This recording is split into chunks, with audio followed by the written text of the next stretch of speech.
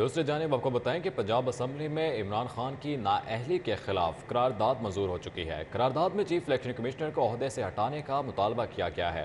Opposition का ऐवान में एहतजाज, चोर चोर के नारे लगा दिए। हुकूमती बेंचों से भी अपोजिशन भरपूर जवाब। ऐवान में हंगामा, अपोजिशन अरकान का स्पीकर के डेस्क के सामने एहतजाज। साबिक वज़ीर आला उस्मान बुज़दार ने कप्तान के हक में करारदाद पेश की। ऐवान में हंगामा आराई, इजलास में मछली मंडी बन गई। दोनों तरफ एक दूसरे के खिलाफ शदीद नारेबाजी। मजीद तफसीला जानते हैं फसीउल्लाह से। जी फसीउल्लाह बताइएगा।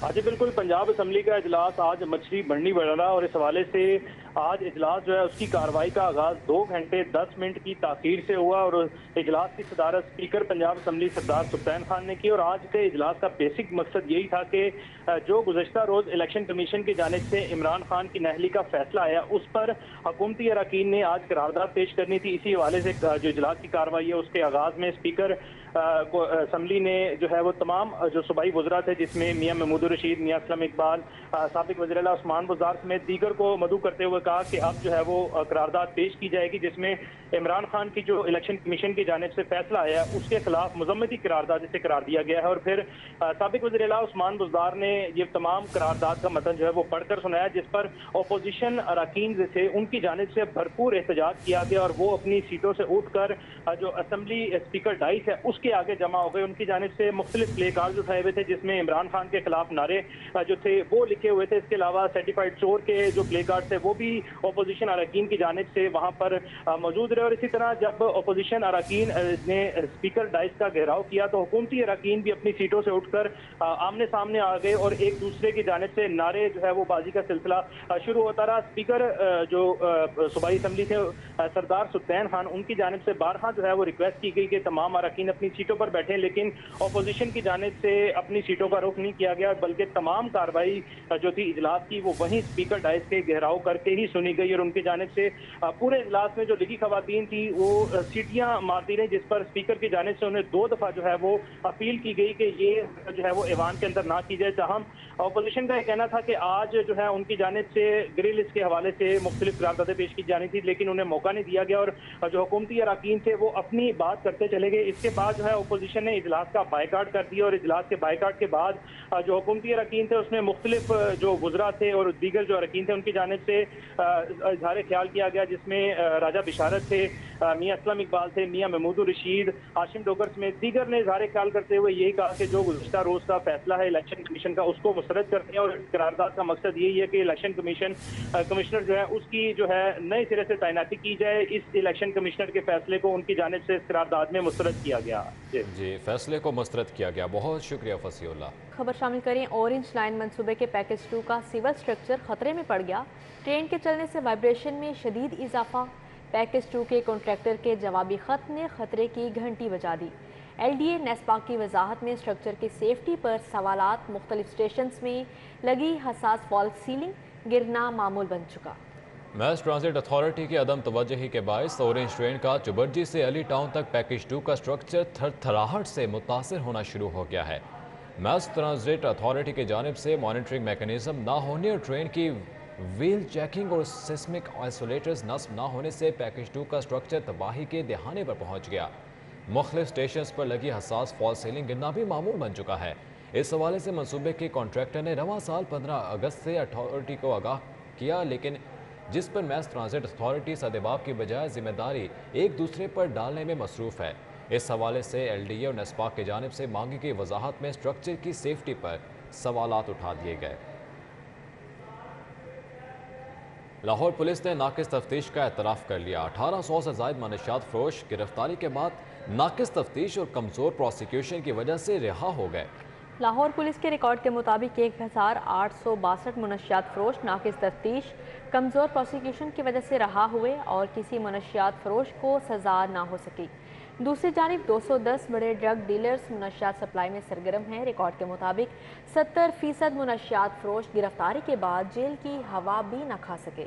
मनशियात फरोशी पर 15 बार गिरफ्तार मुलजम सिर्फ 12 दिन जेल में रहा, जबकि पुलिस हुकाम का मानना है कि आधी मुजरम रहाई के बाद दोबारा शहर में मनशियात फरोशी करने लगे हैं। इंसदादे मनशियात मुहिम के कंसल्टेंट जुल्फ़कार हुसैन का कहना है कि शहर की सड़कों पर 5000 से ज़्यादा अफराद मुनशियात का इस्तेमाल करने लगे और 5 से 7 लाख घरों के अंदर मुनशियात इस्तेमाल करते हैं। खबर शामिल करें। स्पोर्ट्स बोर्ड पंजाब के ज़ेर एहतमाम 73वीं पंजाब गेम्स की ट्रॉफी की रोनुमाई की तकरीब का एहतमाम किया गया। ये रिपोर्ट मुलाहिजा कीजिए। पंजाब गेम्स 2022 की ट्रॉफी और टॉर्च के साथ टूरिस्ट बस पर निश्तर पार्क स्पोर्ट्स कॉम्प्लेक्स का चक्कर लगाया गया। सेक्रेटरी स्पोर्ट्स पंजाब एहसान भुट्टा, डीजी स्पोर्ट्स पंजाब और कमिश्नर लाहौर आमिर जान भी बस में सवार थे। कमिश्नर लाहौर का कहना था ये पंजाब स्पोर्ट्स बोर्ड का बहुत अच्छा इकदाम है। पंजाब ओलंपिक एसोसिएशन और तमाम उन लोगों को मुबारकबाद पेश करता हूँ कि 2019 के बाद आज इन गेम्स का आगाज़ हुआ है। ये गेम्स पाकिस्तान में यूथ को एक मौका प्रोवाइड करेंगे जिसमें वो अपना टैलेंट दिखा सकते हैं। यहाँ से आगे कदम उस सफ़र का आगाज़ होगा। पंजाब गेम्स में 4000 से ज़ायद बॉयज़ एंड गर्ल्स खिलाड़ी मुख्तलिफ गेम्स में अपनी सलाहियतों के जौहर दिखाएंगे। इस मौका पर Olympics gold medalist Arshad Nadeem का कहना था पंजाब गेम्स से खिलाड़ियों का टैलेंट सामने आएगा। हमारे पाकिस्तान में इसी तरह के इवेंट हों तो जो हमारी यूथ है, नौजवान है, वो इसी तरह आगे निकलते हैं। क्योंकि मैं भी अल्हम्दुलिल्लाह इसी तरह आगे निकला हूँ और आज सबको पता है कि पूरी दुनिया में मैंने झंडा लहराया पाकिस्तान का। तो इस तरह के अगर इवेंट होते रहे तो मेरे ख्याल में हमारी यूथ और नौजवान आगे आ सकते हैं।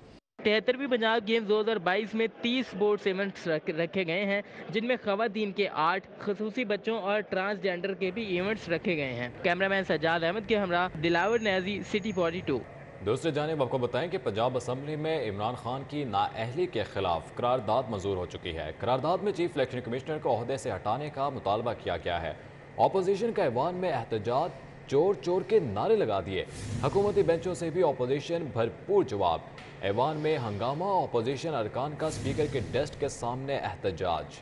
साबिक वज़ीर आला उस्मान बुज़दार ने कप्तान के हक में करारदाद पेश की। ऐवान में हंगामा आराई, इजलास में मछली मंडी बन गई। दोनों तरफ एक दूसरे के खिलाफ शदीद नारेबाजी। मज़ीद तफसीला जानते हैं फसीउल्लाह से। जी फसीउल्लाह बताइएगा।